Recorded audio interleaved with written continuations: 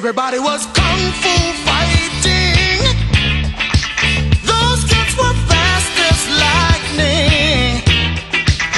In fact, it was a little bit frightening, but they fought with expert timing.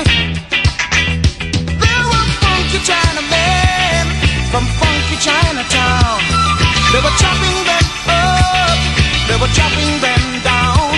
It's an ancient Chinese art, and everybody knew their part. From a fainting to a step and a kicking from the hip, everybody was kung fu fighting. Those kids were fast as lightning. In fact, it was a little bit frightening, yeah, but they fought with expert timing. 我有一早晨嚟我屋企估牌，各位觀眾，4條逐腳。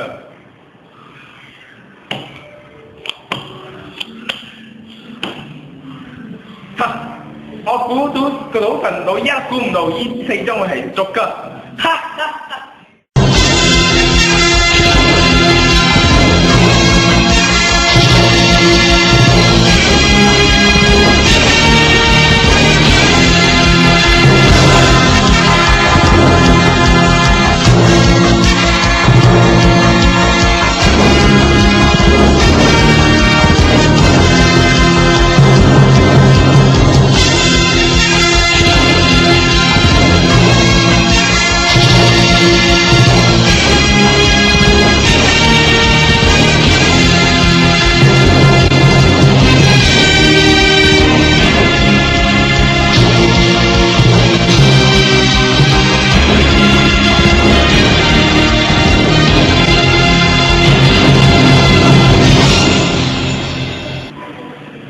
你估唔估到呢4張係咩牌？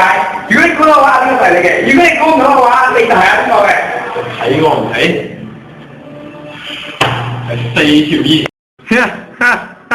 今次佢仲唔死？嗰4張明明係作家嚟嘅，點會係煙啊？你開牌啦！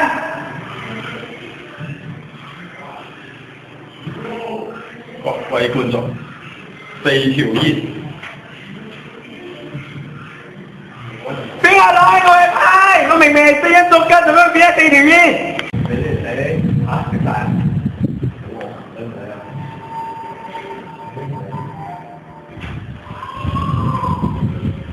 ？4眼女，我認得你。呢個先生似乎隻大眼睛嘅洋國天傑，冇錯，一隻金絲眼鏡。我話你咧，寫到講到，咁我。